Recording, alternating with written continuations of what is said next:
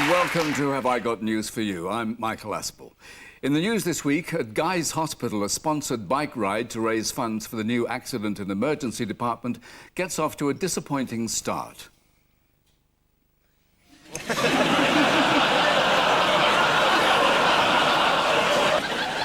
At Television Centre, Bill Turnbull continues to deny he's been living in the studio since his wife threw him out.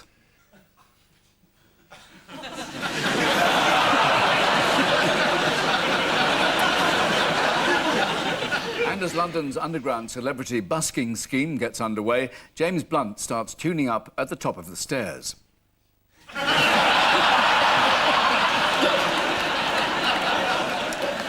On Ian Hislop's team tonight is a man who says he never wants to be defined as a black American comedian, which is fair enough, so please welcome white Belgian accountant Reginald D. Hunter.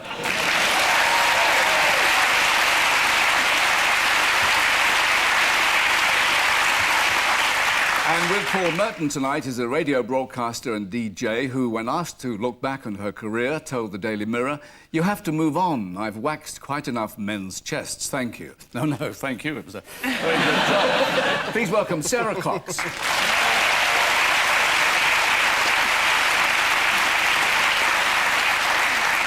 And we start with round one. Ian and Reginald, take a look at this.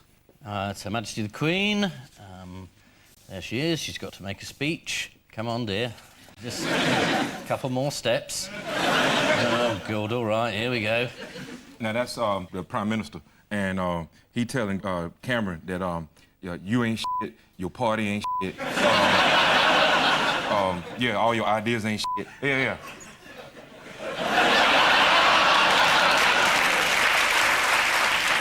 Well, I mean, that's what I was going to say. Shall we have a look at the Queen pictured in The Guardian? Yeah.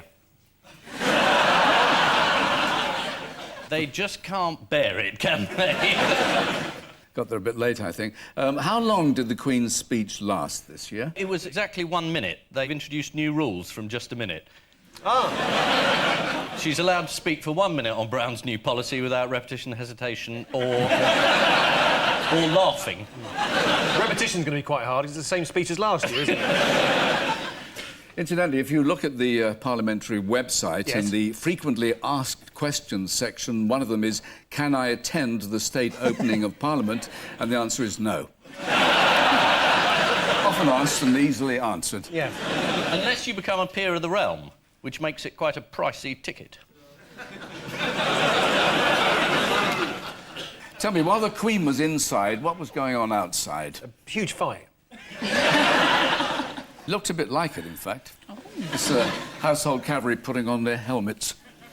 Is there a gay element in the household cavalry, by any chance?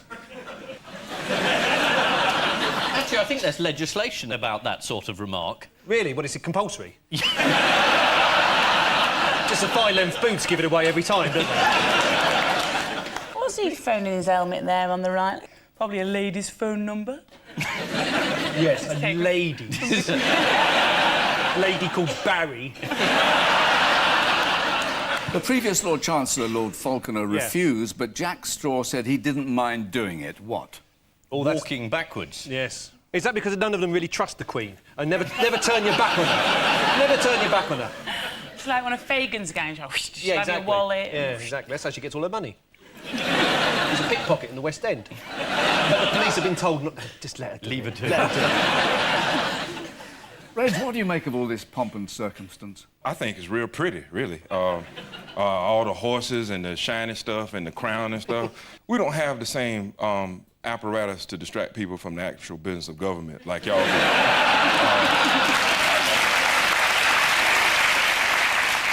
I mean, you know, like, if we want to distract people, then we have to, you know, tried and true, we got to blow something up. And what actual decisions does she make that influence the government?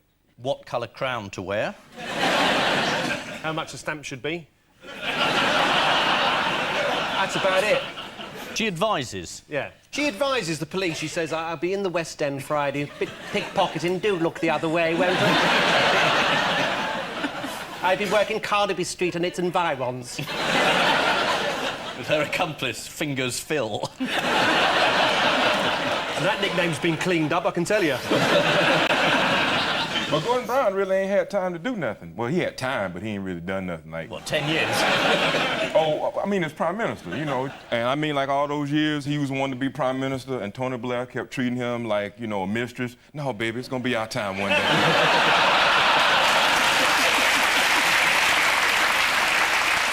What did George Osborne have to say about the speech?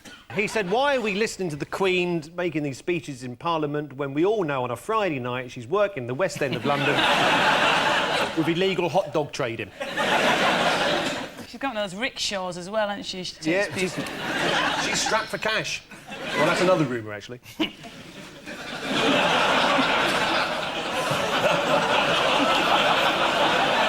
So let's have a look at all of them, shall we? Here's David Cameron. What kind of expression would you describe that? Looks like he's got, like, I don't know, like a golden retriever pup just chewing on his slipper, and he's like... Well, that's one way of putting it. Something. I don't think it's his slipper. I don't think it's chewing either. I'm not sure it's even a puppy, but never mind. Something's happening. Hey, he's wearing one of them things on his lapel like we got on. Yeah. Do you really not know why you're wearing a poppy? I didn't put it on him. It's the first war which the Americans refer to as the 1917-18 war.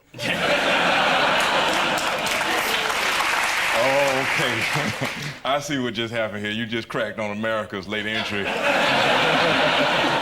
I hear that shit in pubs every day. We never forget. Still, you made up for it in the next war. You came in slightly sooner. Yeah. But you're determined to start the third one and be there right at the beginning. Not you personally. No, me personally. Yeah. Me personally. I send missiles to Iraq every day. And yeah, we're going to be in at the beginning of this one and at the end and all of that. And thank you for your wavering support. With pleasure. Here's another expression for you to analyse. Yeah. David Miliband. He's become a big fan of Cherie. And since we're on the subject of weird-looking cabinet members, if that's not too strong, let's have a look at Ed Balls on the 10 o'clock news this week. Pull the leg back with your hand, just nick the skin with the knife, and then if you pull it back and break it here, You can, if you like, have another look at that, Yes, because please. you can spot the exact moment when he realises he's being filmed and he puts the smile on. What? and then if you pull it back and break the joint here, There it is.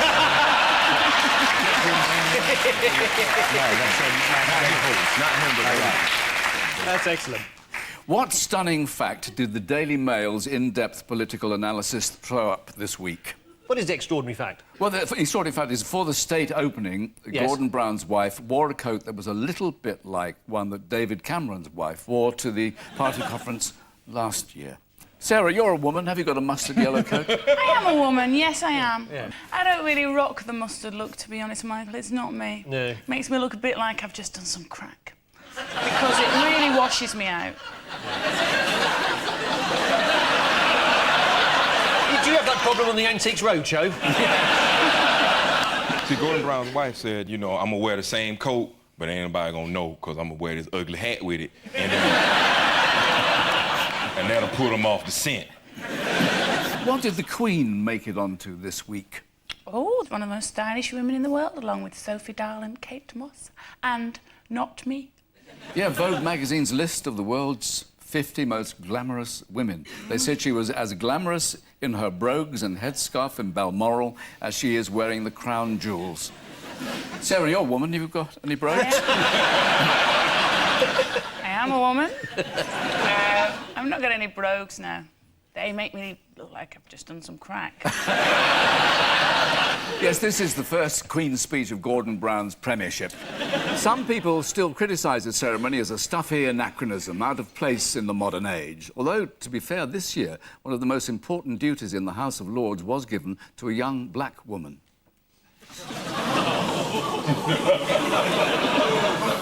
During the state opening ceremony, Lord Chancellor Jack Straw restored the tradition of walking backwards away from the Queen, although when BBC One showed it, they made it look as if she was walking away from him.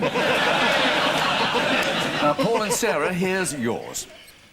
Ah, yes, they've finally found Tutankhamun's tomb, but the bad news is he's dead.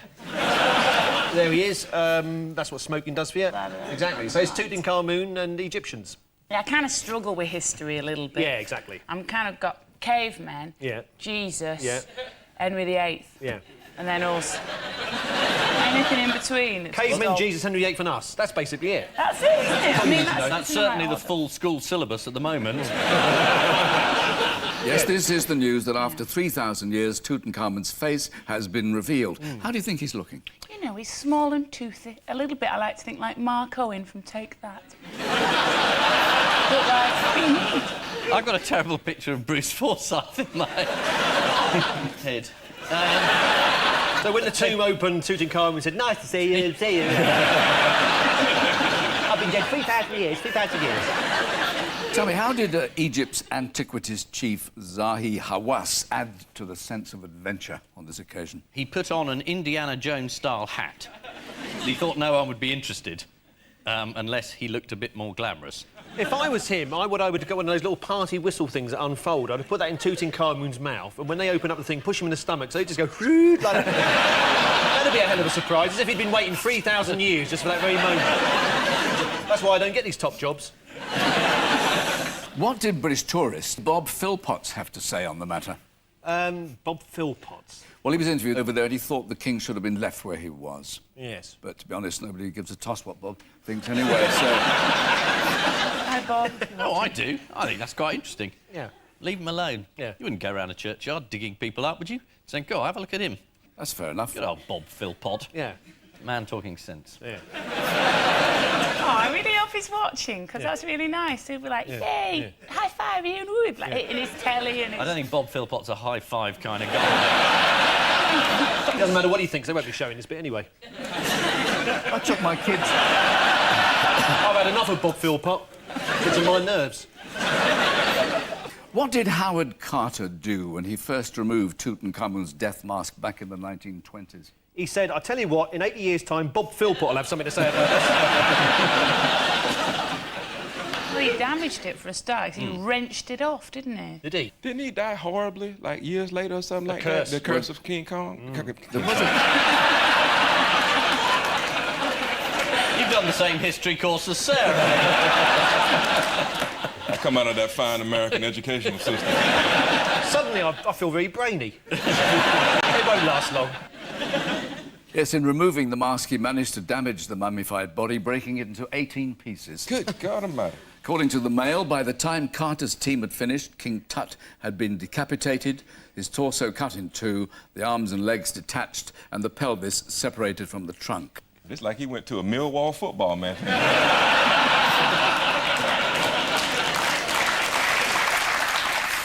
Yes, this is the public unveiling of the mummified face of King Tutankhamun in the Valley of the Kings. According to legend, anybody whose gaze falls on Tutankhamun's mummified face is doomed to a premature death. Here it is again.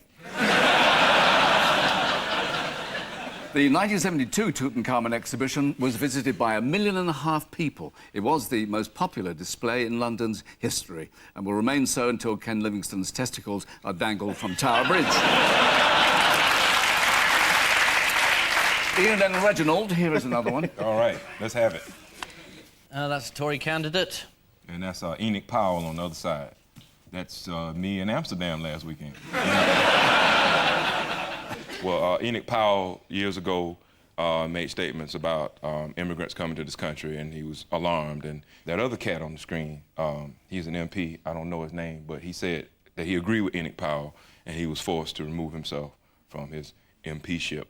And His prospective MP-ship. He wasn't in yet? He was about to go in? He wasn't in yet. Oh, man, what a dummy. And, he was dumb as hell. And Big Brother, they had their annual racial row. And it seems like every episode of Big Brother, there's some little dumb white girl they want to make be the poster child for racism in this country. She said the word nigger to a girl, a black girl, and she didn't mean it in a bad way, but Channel 4 didn't have no balls, and they bowed the... they bowed to public pressure, and what they didn't understand that it depends on the context in which you say the word nigger. Like when the white girl said to the black girl the word nigger, they was friends, they was dancing. If the white girl had been wearing a police officer's uniform.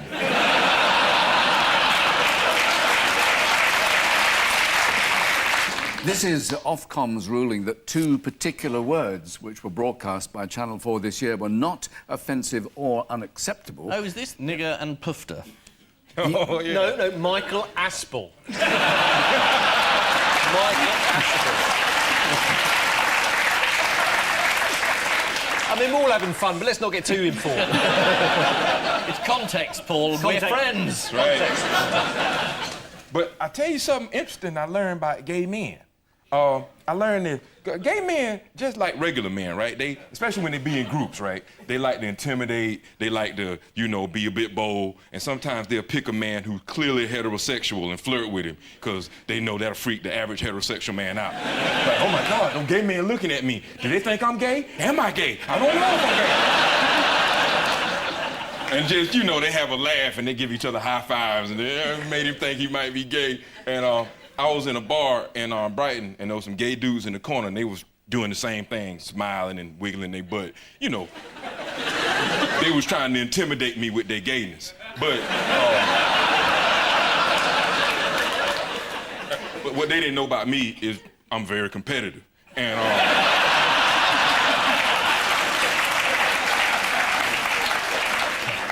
so one of them came over to me, I guess it was their leader, and you know, he started flirting with me and stuff, and I said, I know what you're doing, trying to intimidate me with your gayness. It don't mean nothing to me. I'm not impressed. I'm not scared. Whatever you do, you cannot outpuff me, basically. And, you know, he didn't believe me. And the next morning, when he was limping from my hotel room,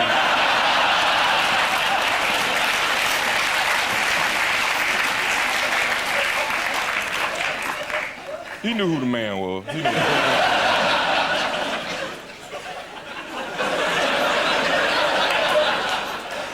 But anyway, man, I just thought I'd share that with you about gay men. Thank you very much. The ruling is specifically about this year's series of Big Brother when Emily asked Charlie, you pushing it out, you nigger. Ian, what does pushing it out mean? Pushing it out, I believe it's enthusiasm in the dance form.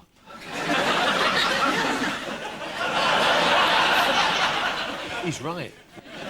When the revolution happened, I'm gonna tell them to leave you alone.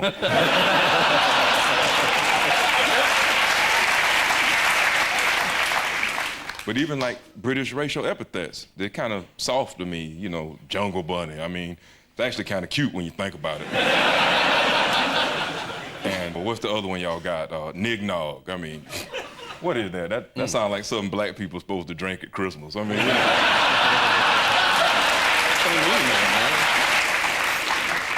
Yes, this is another off-the-wall ruling about offensive language from those erratic dickwads at Ofcom. Oh, Michael! I didn't hear that. No. Although the ruling concerned the use of the term puff, the thing that most people found upsetting about the last series of Big Brother was the dreaded N-word, nightly. In spite of the ruling, most people still feel that puff is an unacceptable term to use when addressing a Big Brother housemate. The correct word is retard. Footballer Ian Wright made the news this week after allegedly telling a black traffic warden to off back to your own country. I can't believe that of good old Wrighty, or as he's now known, Far Righty. Paul and Sarah, here's yours.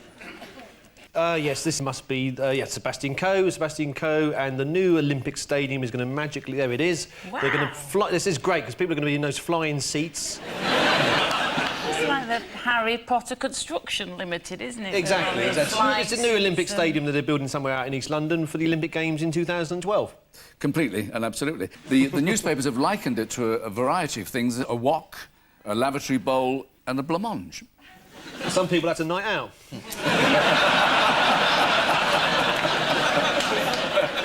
And who's going to use the stadium once the Olympics are over? Local residents.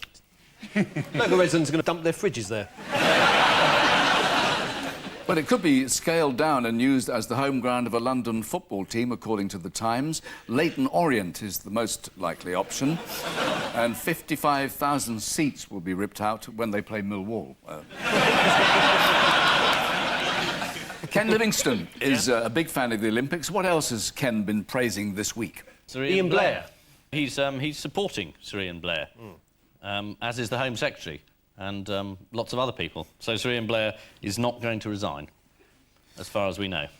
As we speak, Met Police Commissioner Sir Ian Blair, who has once again refused to resign over the killing of Jean-Charles de Menezes, despite a vote of no confidence from the London Assembly.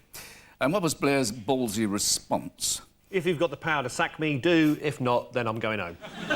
Someone said in the old days, officers of his rank were given a bottle of whiskey and a revolver, but in his case, he'd drink the whiskey and come out with the revolver. You want to have a look at what else Sir Ian Blair had to say? This is him insisting that he shouldn't resign because the Menezes incident was a one-off. Not for Menendez. Decided that I go on a single one of those that has gone wrong does not seem to me to be the standard that will be bearable for any successor either.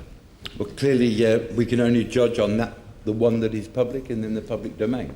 Well, you can look at the other 9,999 armed operations where it didn't happen. Yeah, do you remember that sketch with Steve Coogan playing a security guard defending his safety record at a swimming pool? Do you want to have a look at this? I've been working here for 18 years. In 1975, no one died. In 1976, no one died. In 1977, no one died. In 1978, no one died. In 1979, no one died. In 1980, someone died.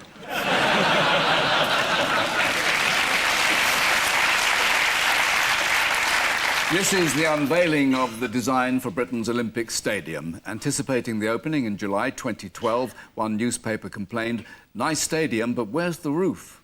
Oh, what's the problem? It's England, it's July, it's not going to rain.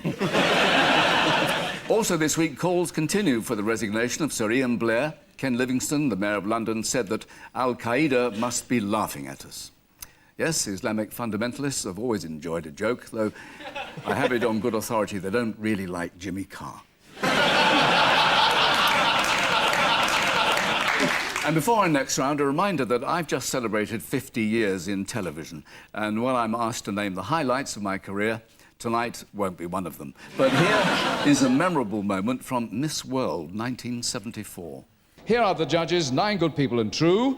First, a man who bears a distinguished name, which has produced a statesman and artist, Mr. John Spencer Churchill.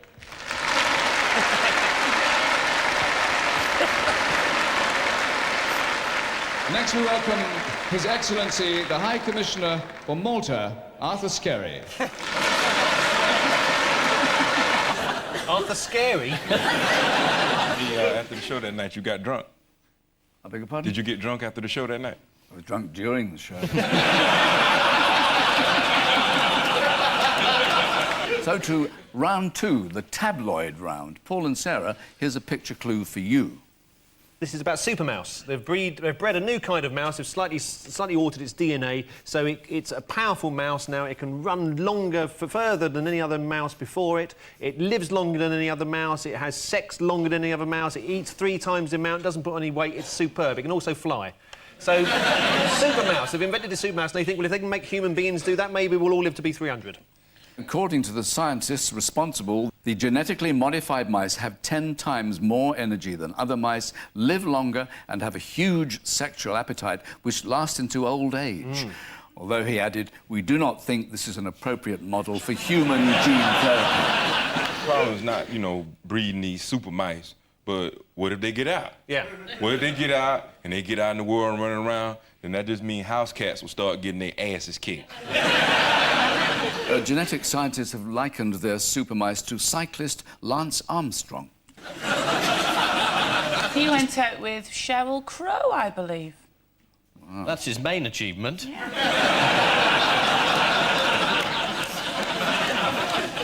And what is the point of it all? None. It's scientists. They get bored. But there is no point to the exercise. They just, as you say, wanted to see what happened if they did it. You might as well ask what is the point of Japanese scientists crossing a pig with spinach, which is what they did. They crossed a pig with spinach? That's what I'm told. Well, you believe anything, wouldn't you? Yes. You must have been people on This Is Your Life, you must have thought, who the is this bloke? Tonight, This Is Your Life. Yes. Barry Cooper. I did. I mean, I often thought, you read this bloody book, I'm going home. I often felt that. But you had to carry on, of course. That was the job. What is wrong with the mouse in this picture? He's about to kick that cat's ass. He's mistaken the cat's mouth for the Eurotunnel. You think he's going to Paris? This mouse has had his fear of cats removed genetically. Right. How helpful is that, then? They're not in a very good position to pass these genes on, are they, really? No, they're fine cats. They're really friendly. Oh! You're going to see loads and loads of really fat cats going, I just don't understand what's happened in the last few years. I'm just so full all the time. Do you know of any other pointless animal inventions this week? Has somebody trained a horse to say, how do do? Just to confuse people when they're walking through the countryside. Oh, look at that horse over there. How do do? It's actually a dog washing machine. Would you like to see it working? Yes, please. Yeah, don't worry, we're just going to torture you.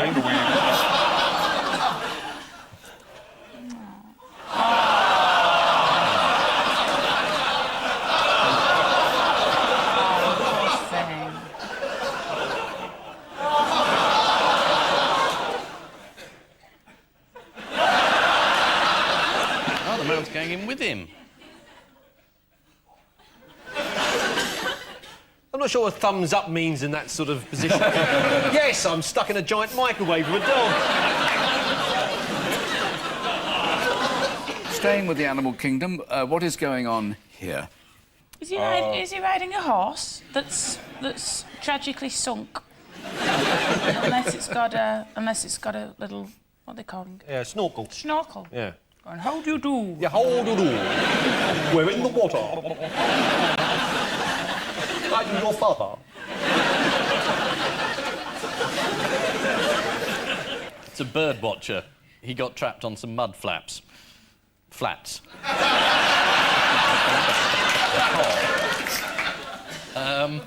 And he couldn't get out again, so he had to be rescued. According to The Sun, the 75-year-old man suffers from a heart condition, hence their sympathetic headline, Great Tit.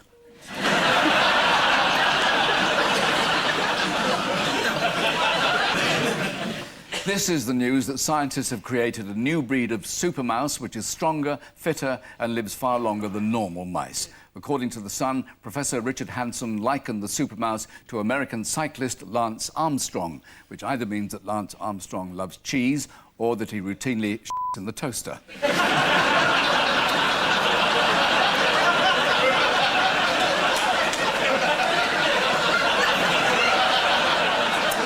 We ourselves have the same gene that has been manipulated in the mice, but Professor Hanson explained to journalists trying similar experiments on humans would be wrong, adding...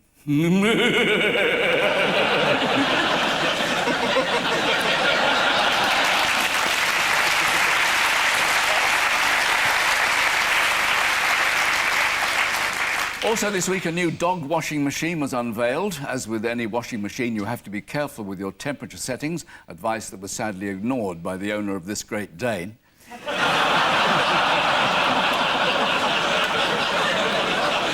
And remember, if you're doing a white dog wash, whatever you do, don't accidentally throw in a red setter. Ian and Reginald, here's yours. Yep, how hips hold sway in the mating game. Basically, what they're trying to say is when a woman is shaking her hips a lot, she is not at her most fertile, thus wanting to mate.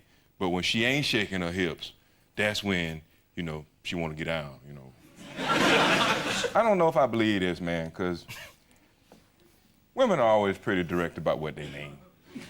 They don't never say one thing and mean something else.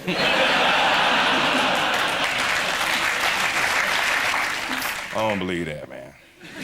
This is the startling piece of research from Canada which has discovered that women who wiggle their hips at men do not necessarily want to sleep with them. In fact, according to the Mirror, when the women were ready to conceive, they swayed their hips less and kept their knees closed. Sarah, you're a woman. And she's pregnant. Yeah. So, but before you got pregnant, was you wiggling around a lot? To be honest, I was born with a dislocated hip, so I'd never know when I'm wiggling or not. I'm kind of wonky. Don't really sway. I kind of hobble a bit, but it seems to do the trick. Yeah, but I bet you'd be a bit hit with Paul McCartney, boy. He liked women.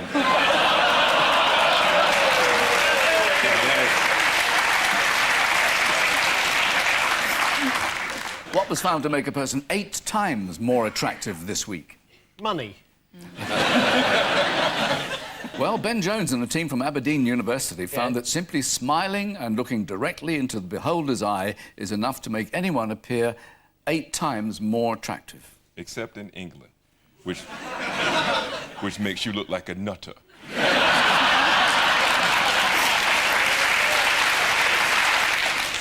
The report says that smiling at the opposite sex and gazing directly at them boosts attractiveness 8-fold. So, ladies, is this doing it for you?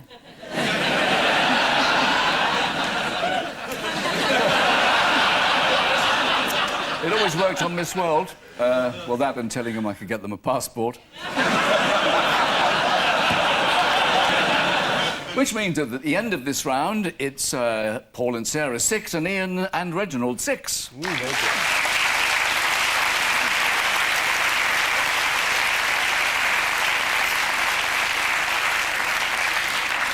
And now, before our next round, it's time for the swimwear section.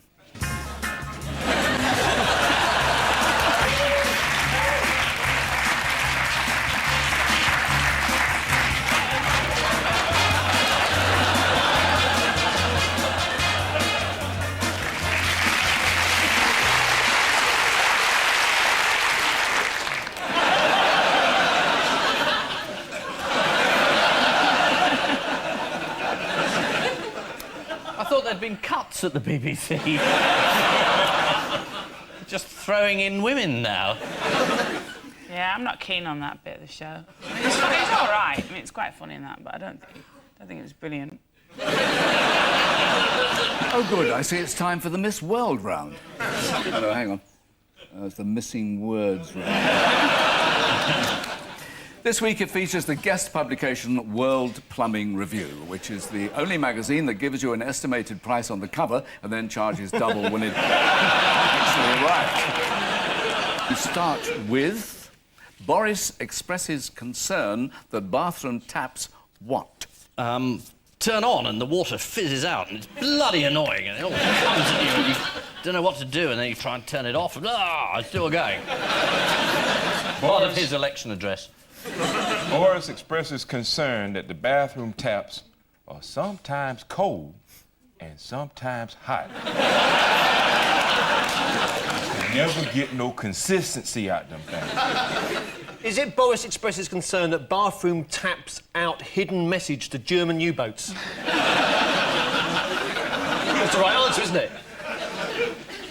Pretty close. Are often cheap counterfeits. Yeah. This is from World Plumbing Review, and no, this isn't Boris Johnson. His complaint about bathroom taps is that he always gets his big toe stuck in them. Next, I spent taxpayers' cash on what, admits Ruth Kelly? Crack. Gigolos. Your mama. Which would be a good Labour Party slogan. We spend money on your mama. It's propaganda, isn't it? The answer is propaganda. Oh. She gave out an address to her constituents which said how marvellous the government was. Yes, Ruth Kelly has admitted misspending £10,000 of public money on Labour propaganda. The offending newsletter repeatedly used the phrases Labour, the Labour Party and the Labour government. Political opponents complained that this amounted to a subliminal advertising campaign for Labour, the Labour Party and the Labour government. A claim denied by Labour, the Labour Party and the Labour government. Next, blow for fans of lobsters as what? Scientists prove they feel pain when they're cooked. Yeah. Blow for fans of lobsters, as it's revealed they're actually quite shady characters. The answer is study says they feel pain. Yeah. Bloody scientists, they'll be telling us next that foxes feel pain when you hit them with half a brick.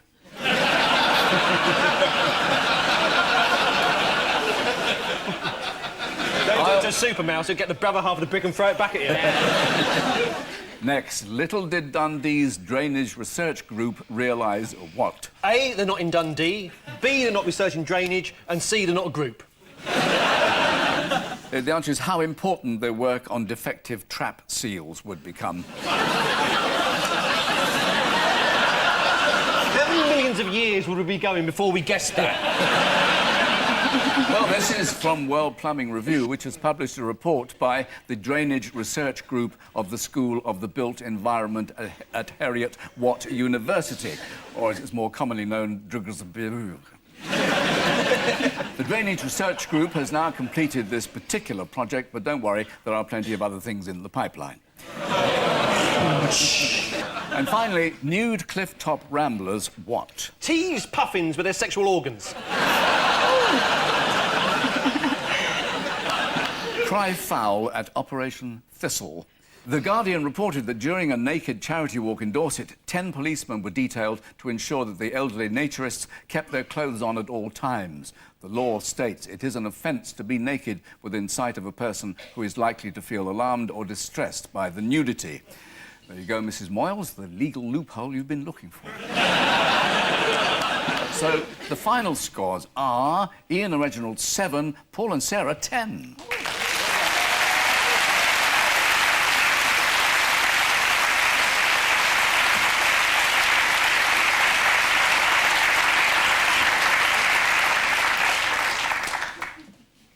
Plus, before we go, there is just I time... thought it was another round. Thought we were getting evening wear. I thought I'd suddenly develop cataracts.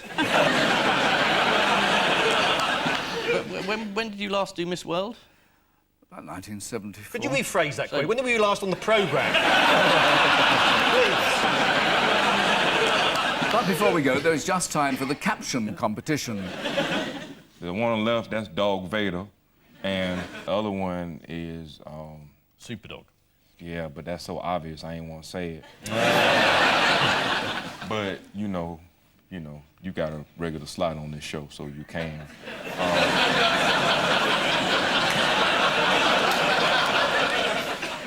Let me just ask you, if we say something amazingly funny, do we magically get 11 points and then they lose?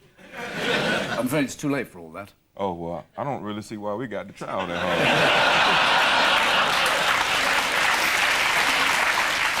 You know, in another life, it looks like me and you actually posing together, really.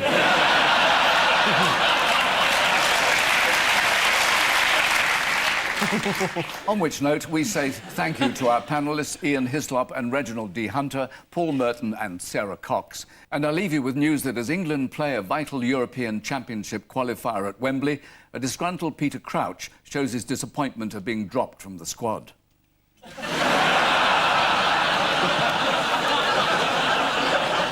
In Alabama, as yet another prisoner walks free, there are suspicions that the gas chamber may have a design fault.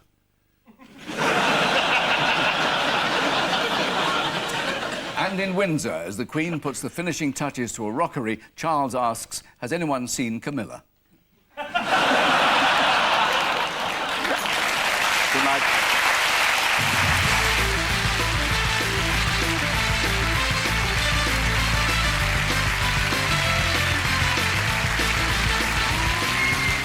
Bringing the news bang up today, Mock the Week, tomorrow at 10, while next tonight BBC 2 has a history of plastic surgery. Well, on BBC 3 now, more laughs with Michael McIntyre, live at the Apollo.